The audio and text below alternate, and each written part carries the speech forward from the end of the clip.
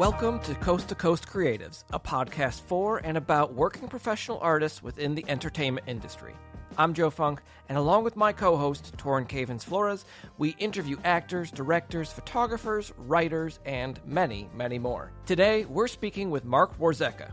Marc is a comedy writer and WGA associate member living in Los Angeles.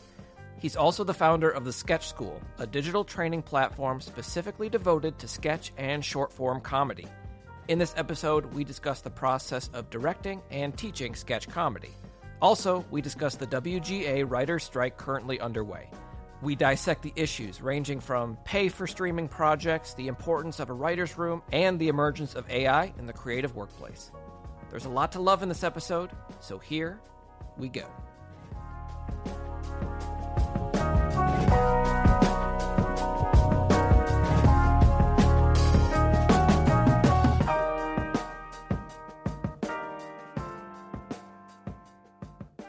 We are rolling. Do you want to lead into this one, Torrin? I feel like I lead in a lot of the time. You do lead in a lot. Do you want to lead? Do you want me to lead?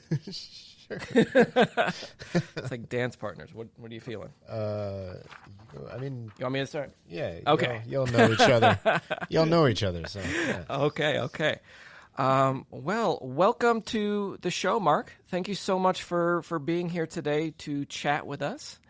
Happy Cinco de Mayo. Yeah, thank you. Great to be here with you guys. You celebrating Cinco de Mayo today? Nothing in particular. My wife loves Cinco de Mayo, but we always used to go out and do tequila shots and stuff. But now we have a 7-year-old, so it cramps our style. A little bit. Yeah, I will say had Taco Bell. We did. Yeah. I was picking up some camera gear at Best Buy, and the guy said Happy Cinco de Mayo. I said, "Oh, I should do something." Yeah. So that's what I did. I'm very authentic. I love that. So tell me just a little bit about what have you been up to since COVID, since the beginning of COVID. I know that changed everything for all of us. You're a comedy writer. You're a performer as well. How has it been for you the past couple of years? Wild. I mean, it's been wild.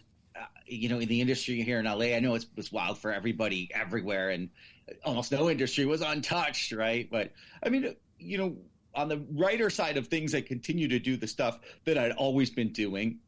I've got pilots out, we're taking meetings even through the pandemic. It shifted from in-person meetings to Zoom meetings for pitching pilots, which was an interesting change. I think that the studios love it. I think the folks that you're pitching to love it because it's a lot easier on them to just, pop on Zoom. It's a lot tougher on the people that are pitching because it's so much harder to connect and really sell your stuff to them in this medium.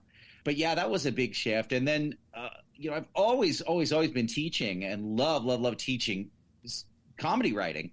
And the pandemic was an opportunity for me to finally do something I've been wanting to do for a long time, which is kind of hang up my own shingle. And we opened an entirely online comedy writing, sketch writing training center in school called the Sketch School. So that's been a huge part of my life in the last 2.5 years. That's fantastic. Congratulations on that. And I love hearing stories about how people used this time in very creative ways, ways to enhance their career and also. The industry is shifting in so many different ways that it isn't necessarily going to go back to the way that it was before, with how everything is moving to virtual. Self-tape auditions in Atlanta were virtual before COVID. Actually, they've always been virtual here, probably since so many of the casting directors are still in Los Angeles. I want to hear a little bit more about pitching over Zoom, pitching virtually. What is missing in the energy of those pitch meetings? There was sort of like a ceremony and a rhythm that would happen in pitch meetings that in the in-person meetings that was just an informal structure to them. You'd meet, it's you and it's probably not just you, it's you with whoever you worked on the project with or maybe some of your reps. and then them, which is usually a handful of executives, let's say. Mhm.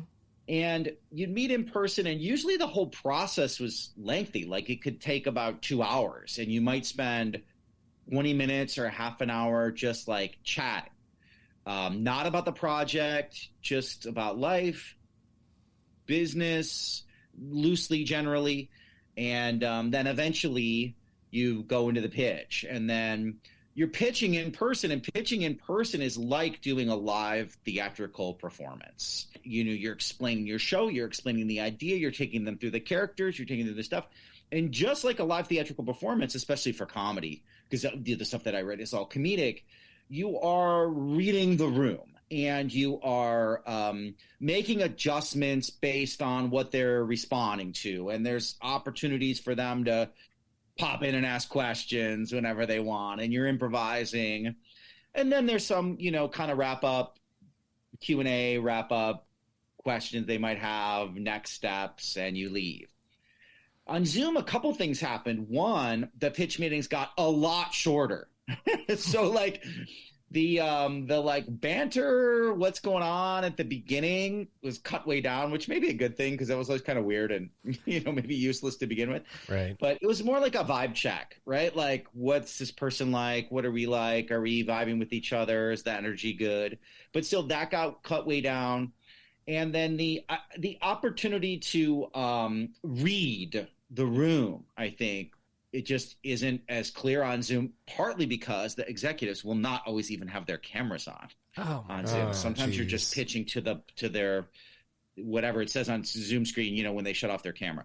So you just don't have that level of like, you're not hearing anything. They'll shut their mics off while you're pitching. You're not hearing them laugh. Yeah. They may shut cameras off. You may not be seeing them. So it's different in terms of the presentation for sure. Yeah, especially when you feed off of those laughs. I mean, that's for comedy. Yeah, that's part of the feeding frenzy. And then turning your screen just black or to your name. It seems like that should just be like a courtesy. Not allowed. You know, like give me your face. Yeah. We were talking to another guest about writers' rooms and how they're a lot virtual now as well. And I imagine, you know, the banter and everything, it's got to be the same kind of stuff you were talking about where so much of that is lacking in a virtual writer's room. I feel like a lot of the gold comes out with just being with other people in the same room, feeding off of all of that. I think that I think that there's pros and cons to online writers' rooms. I mean, the one thing that you can't, like some of the cons would be, you can't replace, like when you're in the room together and you see each other and you hear each other and you smell each other and you're sharing that space, that can't be totally replicated on Zoom. I think some of what you lose is a little bit of like just side banter that you might have with the person next to you that could be a quick pitch for an idea. Going, you know, sitting and having lunch together, that level of like bonding and camaraderie doesn't happen in the same way on Zoom. Sure. But some positives of Zoom are, I love the ability to multitask on Zoom. So we're pitching verbally, but then also you can use chat and have, you know, at the same time, have a conversation going on in there and be bopping between the two. And that's kind of cool. And you don't really get to simulate that in the same way. I also think Zoom enables us to hear each other better because it is difficult on Zoom to, you know, have multiple people talking at once. If two people are talking at the same time on Zoom, you can't hear anything that's being said.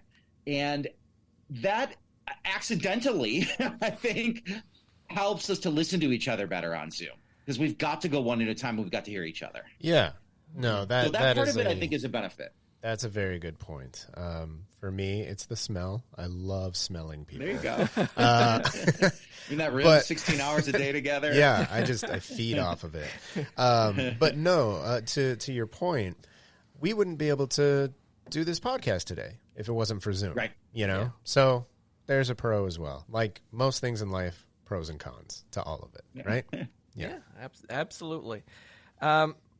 With that, let's dive into the elephant in the room here. We're here to talk a little bit about the writer's strike that just started this week, since we were just talking about writers' rooms, and that's a hot topic that's going on with the writer's strike at the moment. You're in LA. You're in the city the heart of the city where this is happening, where there's people out in the streets. How is the energy right now in Los Angeles? There's definitely an energy. You can feel it. I would say within the writing community, I think people are energized. Okay. Where we live in our neighborhood, we're about 3 blocks away from Paramount, and there's heavy picketing going on out here in front of Paramount. So WJ is out in force. So, we're seeing it and honking and waving as we're going by, and we'll be out there ourselves joining, picketing, and also bringing them stuff. They need water and snacks and stuff to help get them through it. But the energy right now, as we're recording this, it's a few days into the strike, and it's something I would say, reverberating heavily through the industry. It's all anybody's talking about out here. It affects everybody on every level of the industry, and this is an industry town, so it's felt all over. And then within the WGA and the writers, I think they're kicking this off, I think, with a ton of determination, a ton of positive energy. I think they really believe on what they're fighting for. And it may be a long haul. So hopefully that energy will be able to sustain. Yeah, I hope so. One of the main points that we're hoping to get across today is we're hoping to be informative about what exactly is happening with this strike, and also letting people know how it affects all of us within the industry, because it's not just the writers. We shouldn't just be looking at the writers, and nobody should be pointing fingers at them and blaming them for what's happening. And you have to understand how this can positively benefit all of us.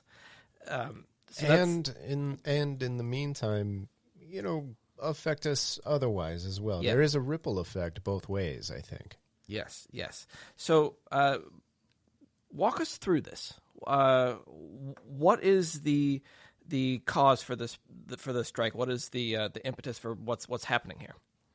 There are a few significant issues. I think it's fair to say that the biggest issue is the shift in the industry from the old network TV model of television, which does still exist. Network TV still is there, the network and then cable TV model of, we're watching shows that we like. I know that the show that I love is on ABC on every Friday at 8:30, to the streaming model, right? To the Netflix world.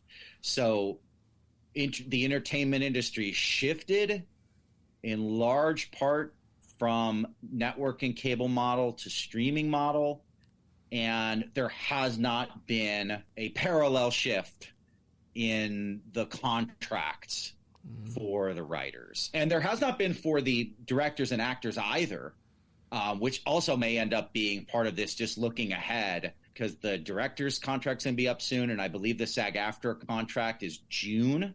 So it's possible that this could end up being, depending on how this plays out, a multi-union strike as we get into the summer. Yeah, absolutely. I think there's a high potential for that. Yeah, everyone has to understand that the climate, both in this country, in the United States, and within this industry, is very different than the last time there was a writer's strike. The last writer's strike was 15 years ago. Might I ask, where were you in your career 15 years ago? Well, geographically, I had just moved out here right as that strike started, which was a weird time to first get here. And I was essentially still working full-time in theater at that point, so it didn't really affect me too much directly, but I saw it. I was scared of this strike and was really hoping there'd be a way it wouldn't happen because of seeing that strike when I got here. Because like what you were saying a minute ago, Joe, like what I saw when I first landed here 15 years ago and people were on strike is you sort of don't realize, how many people are affected just by the writers going on strike. Because when the writers are on strike, nobody on those, and there aren't new scripts being produced, nobody on those shows are then working. So you have everybody involved in a production out of work, right? The camera people are out of work. The key grips are out of work. All the props people are out of work. All the costumes people are out of work. The transportation people are out of work. The catering people are out of work. Yeah. So it's it's a lot of people who are, everyday folks, working in the entertainment industry that aren't making a $1 jillion a year, but that are making a living wage, supporting their families, that are thrown out of work by it. Yeah. So it has a huge effect on the town and the overall industry. And it was rough to see. That was a 100-day strike, I believe, that strike 15 years ago. And we're only a few days into this one now, but it's going to be a while, and people are going to not be working, and it's going to hurt. It's going to hurt. Yeah. Yeah. Joe and I were talking yesterday about having you on and just about the topic, and a huge thing about it. Yeah. The living wage and everything, but added on to that is also health insurance. Yep. Health insurance. Yeah. Yeah. Yeah. You have to, everyone has to understand that within these unions, within the guilds, you can receive your health insurance based on hours that you've worked on projects, how much you've been active within that year. And if the project that you were working on suddenly shuts down, you and your family could lose all of that health insurance coverage for the year as well. So massive ripple of effect there. Like just in my, anecdotally, just on our little street, here, like our neighbor, everyone works in the industry in one way or another, or is affected by the industry. Our neighbor is a cameraman on Disney like youth and teen shows, multicam shows. Our other neighbor is a gourmet chef, but like a lot of what his company does is contract out to productions, like catering on productions. And then we have folks around here who are agents and writers and managers and the stuff that you do think of when you think of, of the industry, but it's going to hit everybody. It's going to hit everybody. Yeah. Oh, it is. Yeah. And just to frame this, like we feel like Netflix and Hulu and Amazon Prime have all been around forever. We feel like we've had iPhones forever, but it's all so new, really. I remember in the last writer's strike, I would always watch Conan O'Brien at night, and I would watch that he would spin his wedding ring on his desk and time it to see how long he could spin it. And he was kind of just pointing out, was like, this is how much we need writers. This is how, and he's a writer himself, so he understands exactly what he was doing there and the importance of these writers. But there were shows like, I guess there still is The Tonight Show, and there still is Seth Meyers, but I feel like a lot of us watch those the next day on YouTube. Right. We're not staying up to watch that. We're not there's a new Friends this week. We got to stay up for the new Friends episode. Everything is so different in the world of streaming. How has the emergence of streaming platforms affected your work? A couple things come to mind. First, this is part of the reason why this might be a lengthy strike, because the first wave of the strike is the late night shows, the shows you were just mentioning, Joe, are gone, right? Like they're in reruns. All the late night stuff, SNL, My World, short form, sketch comedy, variety. The world I live in is like the first hit in terms of like the stuff that's down. But, it's going to take a while for the regular viewing audience to really feel that like, oh, Netflix doesn't have anything new coming out. Yeah. Right? Because they've got a backlog of stuff, right? Yeah. Oh, Hulu hasn't anything new in a while. So that's part of the reason why, it may be a minute. I mean, in terms of like my own personal career out here as a person who teaches comedy writing and also is out pitching my own shows, I think overall it's, excluding the financial stuff that the WGA is striking about, which I strongly support. I mean, I think overall it's been a good thing. I mean, there's more buyers in the market. There's been a cool energy around streaming. In terms of late night and sketch, I think streaming's kind of like still figuring that out for themselves of, does a late night show translate to an Amazon Prime? Yeah. There's been some attempts. Do sketch shows translate? It seems like sketch has been a little had more success. But despite the very legitimate issues that are their contract issues that are coming up right now, it's been exciting. I mean, It's been exciting 5 or 10 years out here as the industry has gone into a new era, right? This new golden age of TV. Yeah. It's exciting, but obviously all of these issues do need to be addressed. Yeah, it's exciting. I also agree. There's just that element of, the people who are the big wheels making this turn, or rather the big gears making all of this turn. Not that all of them are, but they need to stop being exploitative of the people they're working with, Like you were saying earlier, make that parallel change.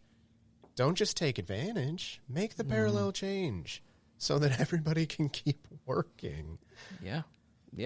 And I have the same concern that you do, Mark, about people might not notice quite as soon as you think that they would, because all of these streaming platforms do have such massive libraries.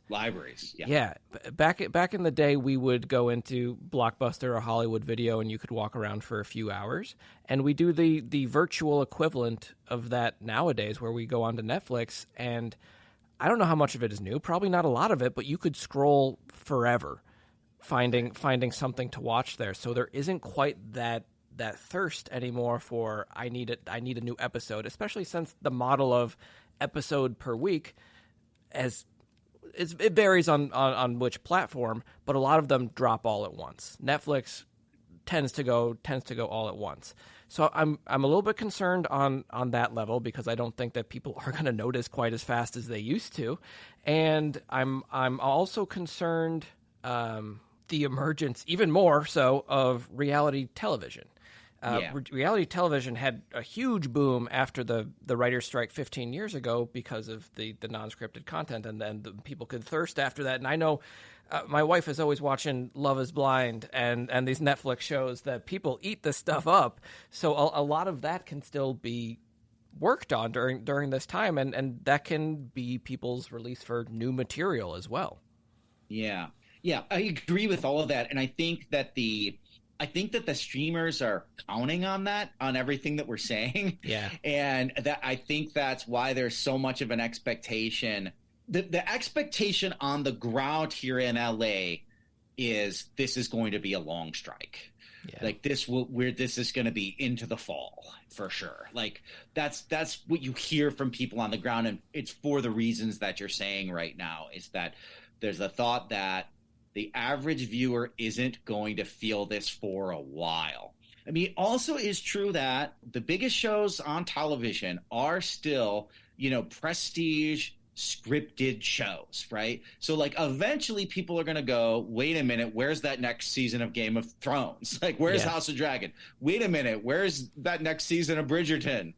Wait a minute, where's the Last of Us season 2? Where is this stuff? Like, eventually viewers are going to feel that and miss that. And then I think the streamers are going to feel a little bit of pressure to make a deal. I hope so. I hope we get to that point sooner than later. Yeah, I just hope it does happen sooner, because 15 years ago, the last one, I believe it was like season 4 or 4 of The Office, and you noticed it quickly even then when streaming was still a thing. But even I was like, wait, there was no Christmas episode for The Office this season. Right. What's going on? And then, oh my goodness, there's a strike and all of that. Yeah. Yeah. It's funny how there's going to be a delay now. It's funny how you can look back at that time, and there are certain projects you can point to and be like, oh, this was how this was directly affected. I remember it was the second Transformers movie that was during the writer's strike as well. And Michael Bay pushed forward and said, like, I could be a writer. Let's do this. And I was watching that movie. I was watching that movie, and there was this end battle in Egypt, and like all of a sudden, Shia LaBeouf's parents are there for no reason. Like a robot just drops and they're like, "Oh, writer's strike." There you go. That's how that came to be. Or that might have happened anyway. I don't know. There were some choices made in that movie. So let's cover some of the main issues that are being brought about by the members of the WGA. Writers' pay, writers' room size. Yes. And the last one, which is very, very new, is regulations and rules over AI. Right. Where would you like to start? Which one do you want to talk about? Well, like the pay, we touched on the pay is definitely, I think everything you just listed are big issues, and pay is the main issue. And, we kind of touched on it a moment ago. The pay for writers just hasn't transitioned over to the streaming world, right? Like when you would write a show for a network television or for cable, there are going to be commercials, and writers are going to get paid based on if the show is a hit, how many people are watching it, how much money can be made off that advertising. It's a model that had been in place for a really long time. And if you were on a hit show and it blew up and it was a big success, you'd get paid a lot more. Yeah. In streaming, it's unclear how writers should be paid, right? And this is part of what the strike is about. So in streaming, I mean, a lot of the streamers are moving towards ads now, along with your subscription, the monthly fee that you're paying. But putting that aside for a moment, in streaming, you're paying a certain rate. I'm paying $11.99 a month for Netflix or whatever. So let's say a writer's written a show and it's on Netflix. Well, how do you determine what that writer should be paid? How do you determine what that actor should be paid? If there's no commercials, if we don't know what the ratings are, right? How is that determined? And that's another part of at least one of the issues being talked about. I don't know if it'll get resolved in this strike or not, but the streamers do not reveal, even to the people who work on the shows, how many people watch a show. Yeah. So if you're writing on any show, like let's say Bridgerton on Netflix or Ted Lasso or whatever, if you're writing on any show that's on a streamer, you have no idea how many people watch the show. You have absolutely no clue. There aren't clear Nielsen ratings like there are for network television. So this is the main thing that writers are fighting for. And anyways, their pay has been greatly reduced. Yeah. Writer pay has become minuscule in a lot of cases for what you would be making on a hit network show versus what people are making on even hit streaming shows. Yeah. And I'm guessing this is something that affects initial compensation that writers are receiving on these projects, but probably even more significantly with residuals. Yes, right, because the residual issue, it was a lot clearer in the network cable model. It's like, well, every time the show airs, I'm going to get a certain amount of money as the writer, right? Yeah.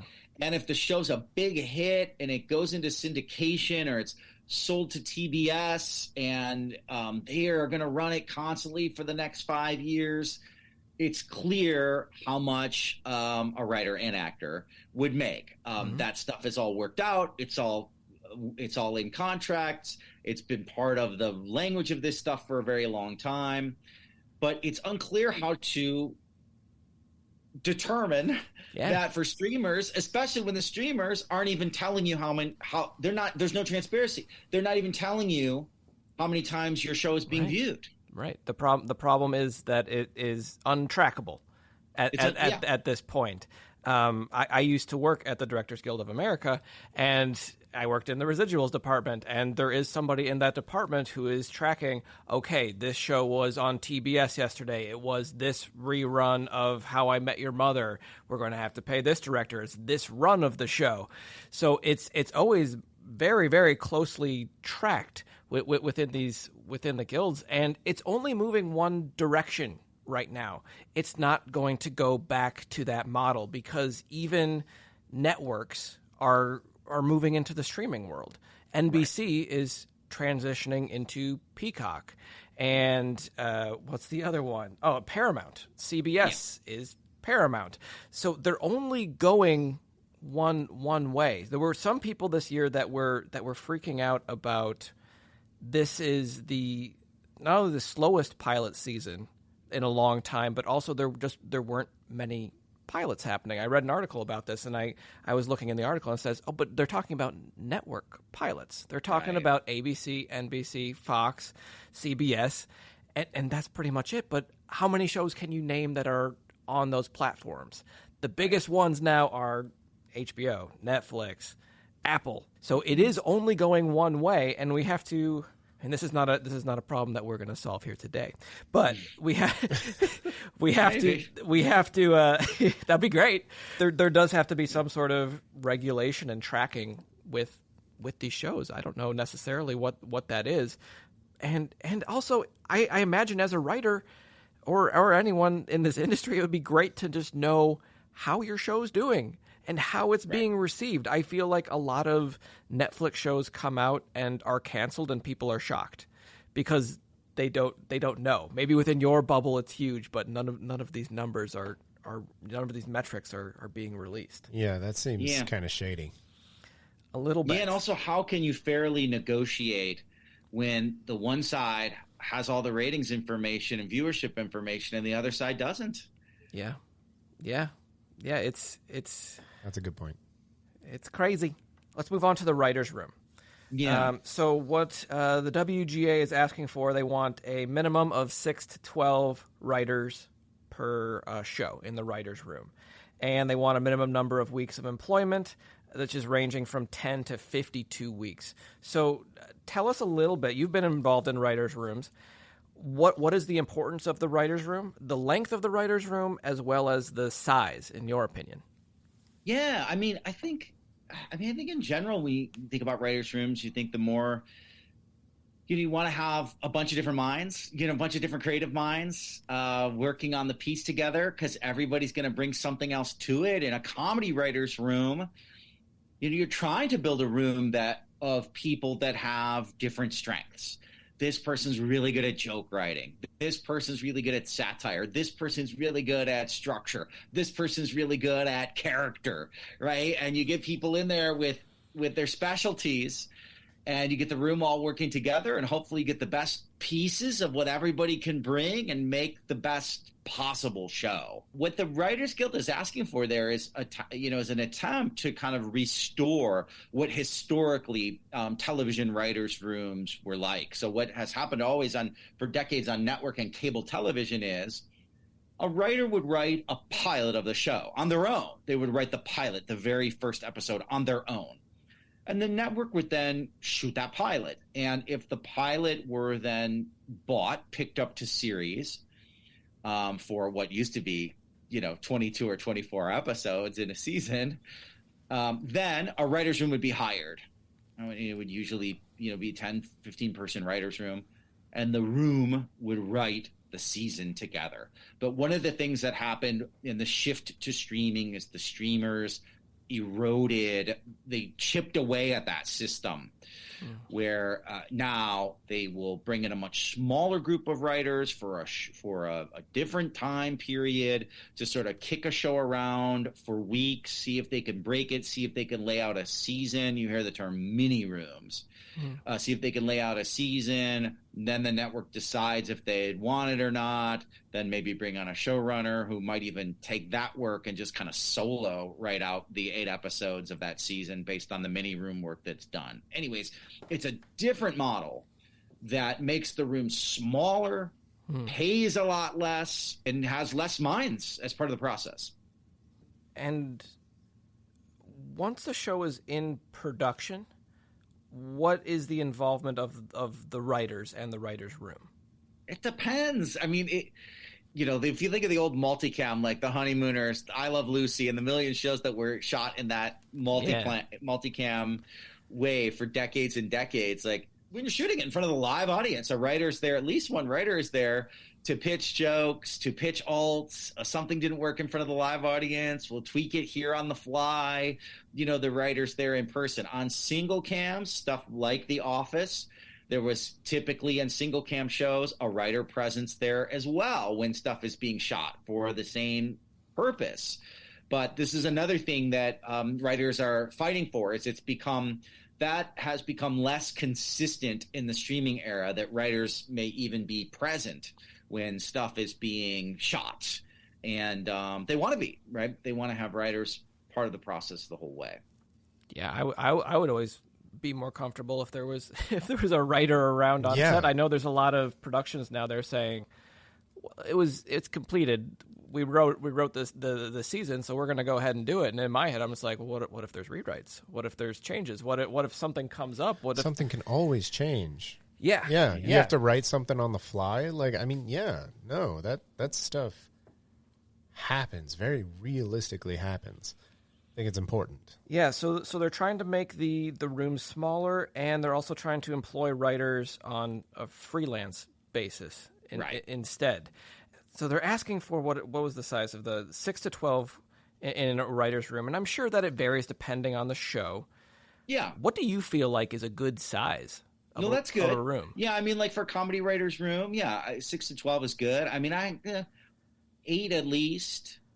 Yeah. 10's great. Yeah, I mean that's a good size for a comedy writer's room. I mean, it depends on the show, but I think if we're thinking of like a half hour, comedy television show, scripted TV show, that's a good size. I mean, if you're writing a show like SNL or something, it's got to be a bigger room, right? Because there's so many more moving parts. But yeah, that's a good size for a room. Yeah, you don't want it to be too small, but you don't want it to be too big either.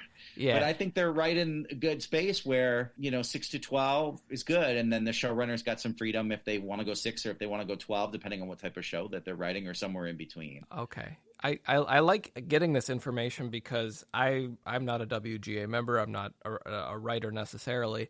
And there's always this aura around the writer's room. It's like it's the promised land. Everyone who goes to LA with their Sacred. screenplay is like, how do I get in a writer's room? I don't care which one. It's like we just want to know what's going on in that room. What do they talk about in that room? And you touched on this earlier. You said there are both pros and cons of the Zoom, of the virtual writer's room, and it probably can depend on the project as well.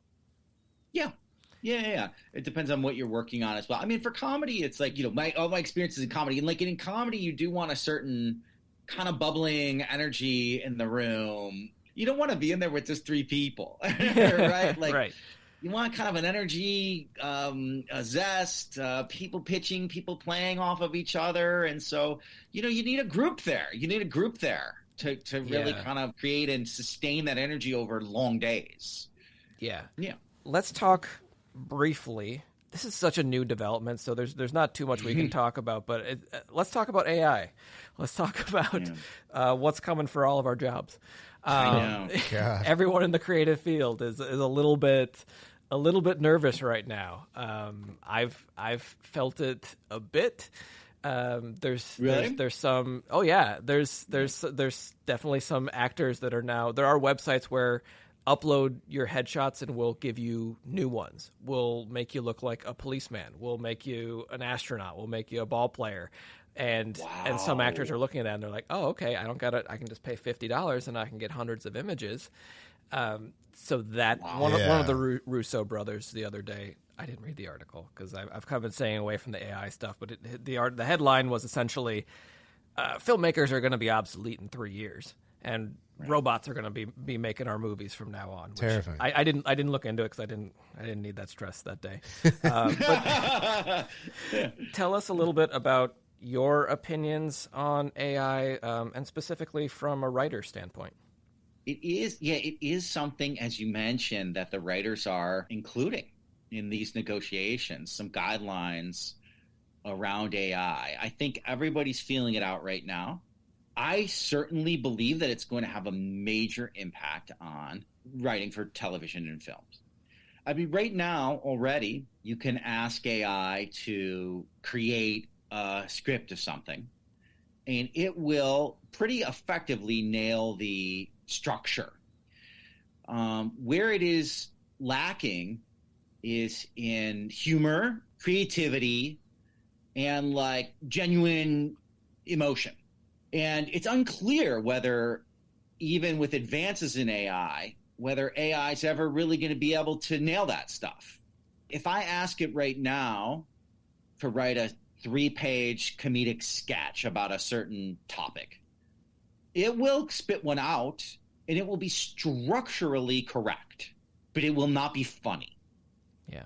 And it may be that AI can never write a 3-page script that is funny. But at the very least, it's going to be able to write treatments and write versions of TV and film scripts. Yeah. So perhaps we see a not so distant future where, like, what just came out, John Wick 4, right? So like for John Wick 5, maybe John Wick 5 is primarily written by AI, right? They ask AI to write 10 different versions of John Wick 5. It does. And then actual human writers come in, take some of the best stuff from the versions it came up with, and add the stuff that it's not so great at, the creative stuff, the emotional build, some humor in it. But that what the human writer ends up doing is more tweaking, polishing, perfecting what the AI has primarily created. Yeah. And that would essentially, I understand their fear because they're looking to cut down on human hours spent on projects. If they're paying people, if we're paying them on an hour, okay, we can hire the robot to give us the outline. They can write 12 scripts, and now let's hire some writers to come in and do touch-ups, clean it up, fix it up on those. The other thing that's like tricky about this, and this is part of what the WGA is negotiating for, and I don't know if it'll be able to get figured out in this negotiation, but like AI is everything that AI creates is based upon something that someone else has created. Yeah. Right? So like if you ask AI to write John Wick 5, it's going to have read John Wick 1 through 4 and every other action movie that's ever existed that's close to that. And based on all that, it will predict what it thinks a good John Wick 5 script should look like, right? Mm-hmm. Yeah. But so is there some way to track and then compensate all of the writers who wrote all the source material that AI is drawing from to create John Wick 5? So they are sort of, WGA is asking for that right now. And it makes sense that they would, but it's unclear if and when that would ever be trackable or measurable. Yeah. Yeah. So I think there's a lot to get figured out in that, but these are going to be interesting and ongoing issues. Yeah, and I think it's really important to note that there are some things that the WGA are bringing up that is very attainable. If we're talking about pay, if we're talking about writer room size. And there are some, I'm glad that they're bringing up artificial intelligence because this is something that was not on any of our minds 6 months ago. Seriously, it's like we weren't at all concerned about that. So some of these, I think they'll be able to move forward with. And some, like, we honestly I don't feel like we know enough about AI to move forward. What do you think are going to be the main issues that are going to be addressed with this strike? What do you think is going to push it over to the edge of the writer saying, okay, we like this, let's move forward, let's get back to work? My guess is that they will come to some resolution on pay that the Guild is happy with, where, writers who are writing for streaming stuff are paid a lot better than they are now. I think that will get achieved. I suspect that there'll be some forward movement on getting back to a healthier and more normal size of writers' rooms, like we were discussing here. Yeah. My guess is that they're going to get those two in a place where they can make a deal on those two things. I don't know if they'll fully resolve transparency around ratings and viewership on streaming. I hope they do, but it doesn't sound like the Guild is going to go to the mat on that one, at least in this round of negotiations. We'll see. And I don't know, for the reasons you were just saying, Joe, I don't expect they're going to sort out the AI stuff this time around. No, there's just so much to be learned. I think it's all too new. Exactly. It's, How often are these agreements restructured? How many years is it? I believe it's every 3. I think I believe it's it's 3 as well. And who knows where AI is going to be in 3 years from now? Right. It's like we're living in like a Paul Verhoeven movie. And it's like, oh my God! When you said, "Oh, we'll just bring the robot in to do it," I was like, "Oh God!" I was at a restaurant recently where the robot brought me my food. Really? Yeah, we went. Oh God, that was so weird. There was a waiter walking behind the robot, making sure the robot didn't spill anything. And it was like a comedy sketch. I was like, so. What is the point of the robot if it's the guy's still there too? The waiter behind the robot was what you were just talking about the human writers coming in having to clean up the mess. Because the robot couldn't like hand us our food across the table. It just like wheeled up with our stuff in its little robot chest, and then the waiter like had to hand it out. It's like there's kinks to be worked out, and maybe the robot was training the waiter. It's across the board, maybe. Yeah. There you go. We get the sketch writer's opinion on it. I like that. Roll with it. Let's move on to happier times. Let's move on to something a little bit better. Are there happier times? There will be. There always will be. Let's talk the sketch school. That makes me happy. Sure. And how this came to be. How long has the sketch school been around? 2.5 years. Okay. How far into COVID was that? Don't hurt yourself. That first year. Maybe I think we launched 9 months into COVID. And was it something that was brewing in your mind before COVID? Is it something you've had there for a decade and it was slowly coming together? Yes, been brewing in my mind forever. I mean, I've been lucky enough to work in comedy for pretty much my whole career, and love sketch and love improv. And as soon as I knew enough to teach it, I had wanted to be a teacher before I went into comedy. I was planning to be a teacher. And so as soon as I knew enough, so I've always loved teaching. And as soon as I knew enough to teach about comedy stuff, I started teaching. Which is over 20 years ago now, and I've taught the whole time, and always loved teaching, love directing, and love writing. And so for a long time, I had thought about opening a comedy writing school that was specifically focused on sketch comedy writing, because there's fantastic sketch comedy writing classes out there at a lot of different institutions, but there is no institution that specifically focuses just on sketch comedy writing, where, that says this is our specialty, this is our niche, this is all we do, and we're trying to be the best at it. And so I had that in my mind forever, and then the pandemic sort of gave me the opportunity and the means and the time to be able to finally do it. So it was kind of a good thing that came out of a bad thing. Yeah. Because I don't know if I would have ever done it had the pandemic not hit. Right. And maybe something I'd still just be kicking around. Yeah. And if it was before the pandemic, we didn't know what Zoom was before the pandemic.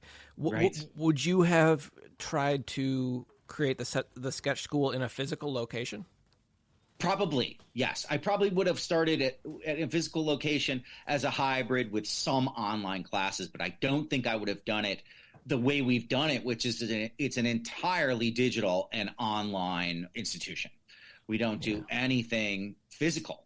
We do everything on Zoom, online. It's all available everywhere in the world. Yeah, and because of that, you have to be amazing at marketing and putting yourself out there as well. With all of these professions, it's like you have to be very educated, you have to be very creative, but you also have to have that business brain as well. How have you been getting the word out about Sketch School? We've been really lucky. A lot of it, a couple things. I mean, one is that, I was fortunate to have met a lot of people throughout my career in comedy that I was able to reach out to as we launched this thing and been running it the first couple of years, and they've been helpful in spreading the word. And then a tremendous amount of the writers that come to us for workshops and free events are coming to us word of mouth. Okay. So a friend took a class and really liked it, and I wanted to come check it out and see what's going on. So it's a tremendous amount of recommendations, which has been awesome. We're very flattered by. Yeah. And take it back to the beginning for us, because I realize not everybody is within this sphere. What is sketch comedy? Great. Yeah. So, I mean, the mainstream sketch comedy show of record for the last 50 years is Saturday Night Live, right? Yeah. So when you think of Saturday Night Live, you think of essentially a variety show where there's a cast of performers that are performing a wide variety of different pieces that usually last 5 minutes or less.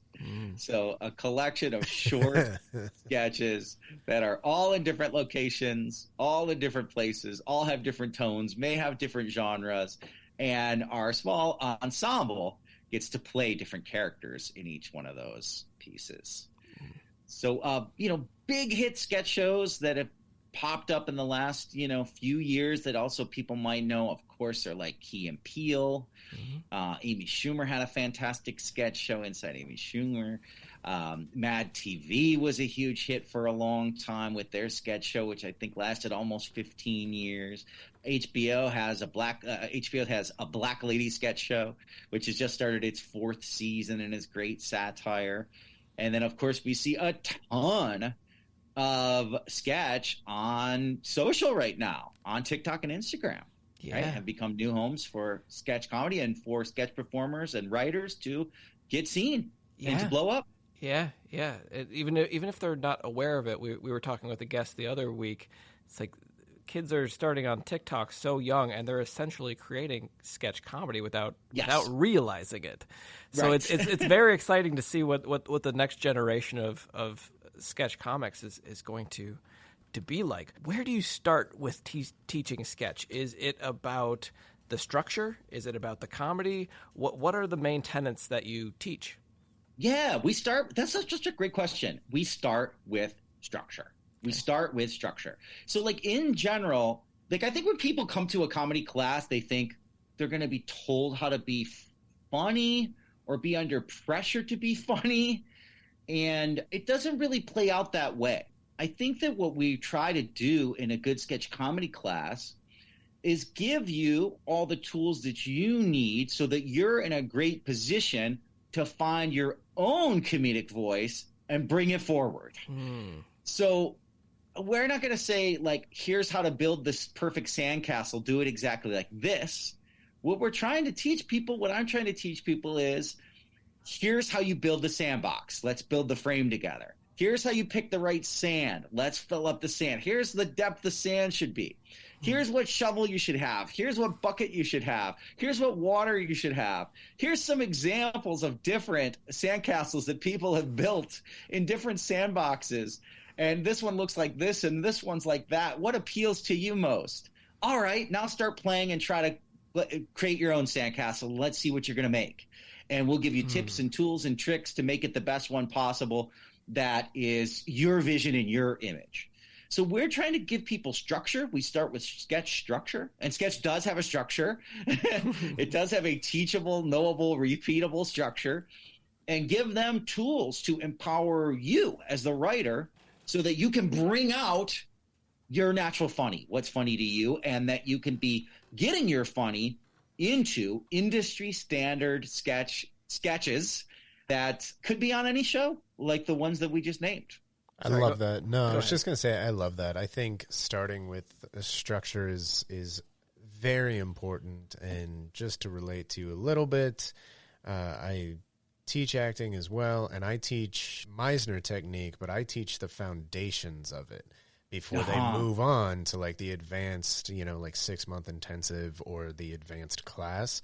Like they have to come to me first and build that sandbox, and it's so important. It's so important, I just, I'm all for that, man. Yes. It sounds exactly analogous, right? I'm curious, who are most of the students that come to you? Are they people that want to be writers, comedians? What is your base of students like? Yeah, it's a great question. Yeah, it's a combination of it's generally 3 main groups of people. One, people who are writers who are really serious about building a comedy writing career.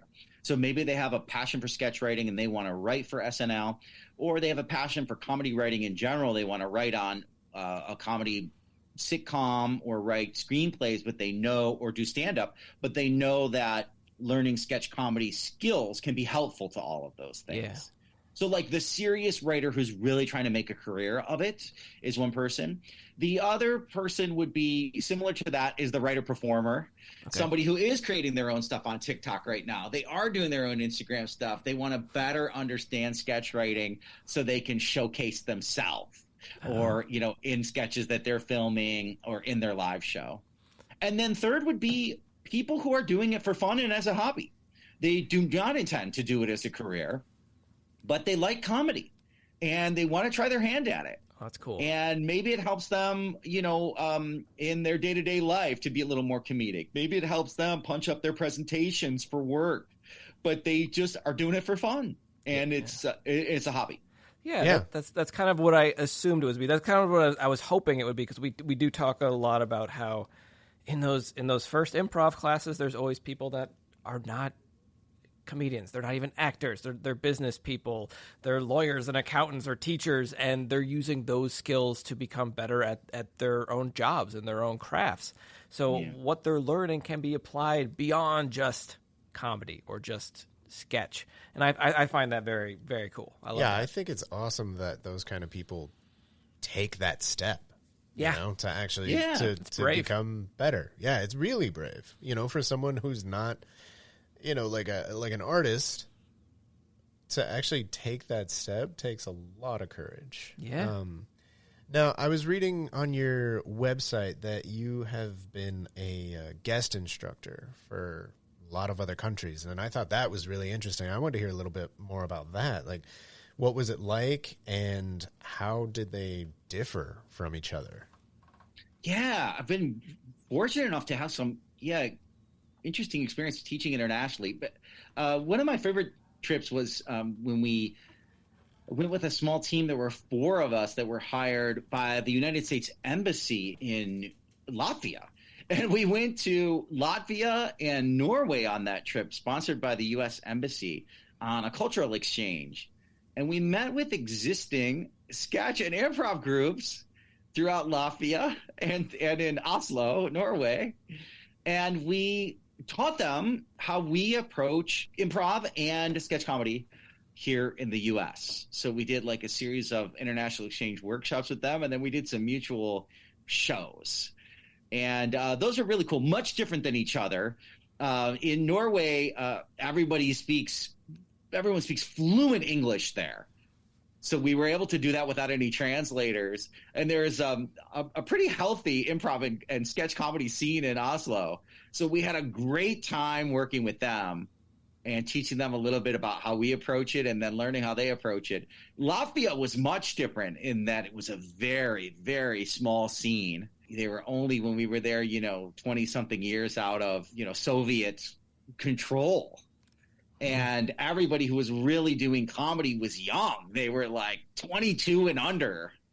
So we worked with a lot of teenagers who love comedy and grew up in post-Soviet era and had the opportunity to really express themselves in this way as they were growing up. And it was a very, very small scene. And we needed translators, but it's still, we were able to do it and have so much fun. That's very cool. Yeah, that's so cool. That must have been just as educational for you as well, because humor translates so different in other cultures. We always compare British to American humor, and how let's just look at the UK office and the US office and how different the humor translates even just between those two. So when you're dealing with a cultural difference and then language difference, that had to be very, very eye-opening for you. Yeah, because you've been to Latvia, Norway, Japan, Spain. I mean, yeah. I mean, one thing I think you learn is that you try to lean into things that are universal. So physical comedy, silent comedy, other universal stuff. Everyone falls in love. Everyone gets dumped. Everyone has problems with their parents. Stuff that there was a game that they did an improv game that they did in Latvia, which was just like you get suggestions from the audience of 2 animals. So let's say Bumblebee and and seal, and one person plays a bumblebee and one person plays a seal, and it's an improv about the bumblebee and the seal falling in love. And it would work no matter what. Like, you just get two different animals and it's about them falling in love, because everybody knows animals and everybody knows falling in love. So like, you're trying to lean into stuff like that like doesn't get too political, doesn't get too cultural, but it's more universal. Yeah. More universal. Yeah. And ultimately that's what connects all of us. Is those stories and seals and bumblebees. Those right. Exactly. You talked a little bit about the structure to sketch comedy. There might not be a good answer for this. Have you thought about, because we also touched on TikTok, have you thought about how extremely short form is getting now? Is there a way to translate these structures to 20 seconds? Yeah. Oh yeah, for sure. Yeah. And people are doing it all the time. Yeah. I'm not afraid of the super short, TikTok and Instagram have both kind of expand. You used to be able to do only 60 seconds and now they let you do more. But I think there was a lot of good in that in terms of sketch comedy, because it forced people who were doing sketch on social to cut all the BS and cut all the fat out of it. It's like, you've got to get right to the funny right away. That's a really, really good point, because it's the one thing that's hard for young filmmakers to learn is like how to cut the fat out of these projects, because you're not shooting on physical film anymore. You're not physically cutting it yourself. You can shoot forever. You could even do it on your iPhone, so you get overwhelmed with choices and options. We've all seen those sketches on Mad TV, in living color, Saturday Night Live, that are just too long. Yeah. Yeah. And part of it is SNL used to have really long sketches. They've gotten better at it in recent years, but there was a time where they'd have every sketch would be 8 minutes, 9 minutes. It was part of it was they were too long. And then part of it is sometimes if a sketch just isn't working, it feels really long, even if it's not. So it's both, right? Yeah. Yeah, they got lucky every once in a while, like with Mr. Robinson's Neighborhood with Eddie Murphy. Like those those had to be like 8 minutes long at least. They're long. And those ones were funny, but there were a lot of other ones that were equal length, and it was just like, dude. Yeah. But, more about reading on your website. There's a quote on there that praises your style of teaching. And I was just wondering if you could talk more about that, and, maybe how would you describe your teaching style? A lot of my my teaching was informed and influenced by an iconic improv teacher named Viola Spolin. And Viola Spolin wrote this book called Improvisation for the Theater. And Improvisation for the Theater is a manual for instructors and directors who want to teach improvisational workshops and also who want to direct scripted and straight plays. And even though what I teach now is sketch writing and not improvisation, Viola's approach influences my teaching style more than anything else. And essentially how I would encapsulate Viola's approach is, if two actors are having a problem with something, let's say they're having a problem emotionally connecting, or they're having a problem finding physicality in the blocking of a scene. Viola's approach was, instead of sort of giving them the note and telling them to do that, connect more emotionally or be more physical, what Viola said was, here's a bunch of games and exercises. You don't have to give them the note. Tomorrow in rehearsal, when they come in, have them play this game called Emotional Switch, where for 5 minutes they're going to improvise and you're going to shout out different emotions and they're going to play the different emotions. It's going to help them to connect. Have them play this game called Touch to Talk, where they're going to improvise a loose scene. But the rule of it is they must make physical contact with their scene partner in order to speak. And it has to be a different form of physical contact every time. So if you put your arm around them and said a sentence, then if you want to say another sentence, you have to do something else. You have to hold their hand. So Viola's approach is the way I've always seen it, is less about direct note giving and more about creating an atmosphere of experiences where the artist can learn themselves through what they are doing. And I try to apply that to, I always taught that way improvisationally and directed that way. And then I try to apply that to sketch writing as well. You're offering that environment for discovery, and, you know, they find it themselves. I mean, that makes a lot of sense. So, yeah. And that takes a lot of the ego out of the role of a director as well. It's about being focused on what the end product is. Yeah. And stepping out of the way for that goal instead, which is wonderful.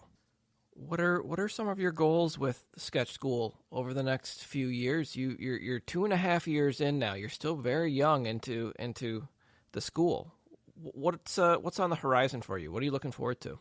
It's been so much fun in the first 2.5 years.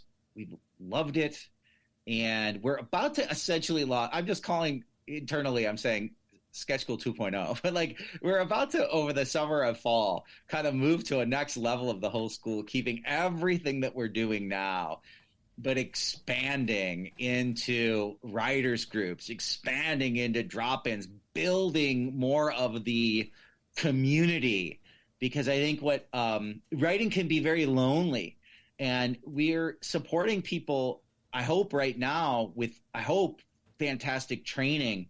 And then where we want to continue to grow is be able to support them by being even more of a community and generating even more community for them. Writing's so lonely, and we need opportunities to connect with each other as much as possible, and help each other, read for each other, and give each other feedback, and support each other, and have each other's backs. Oh, I love that. I'm excited to see where 2.0 goes, and you have to promise me that you'll come back and talk to us more about that, because I feel like we've just kind of scratched the surface of the Sketch School and sketch comedy, and it would be our pleasure to have you back to just even a year from now, just talk about where you go from here. Are you thinking about... I'll be crying. Guys, it was a disaster. We're going back to Sketch School 1.0. I've been replaced by a robot. Where can people find information on the Sketch School? The best thing is just to go to thesketchschool.com, thesketchschool.com, and you can see what we're up to there. And we always have free stuff going on. There's always a free workshop coming up if you want to just like try it out. Cool. I encourage everybody to go check that out.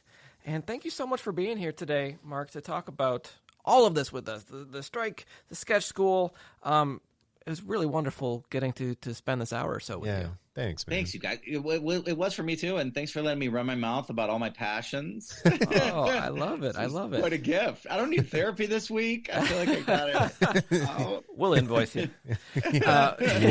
We'll bill you. Thank you so much, buddy. It was great talking to you. Best of luck out there in LA. I hope our hearts go out to all of the WGA folk out there. Yeah. Give them hell, and we look forward to having you back, man. Thanks, guys. This was awesome. Appreciate it so much. All right, I'll talk to you later. See ya. Okay, take care, guys. Bye.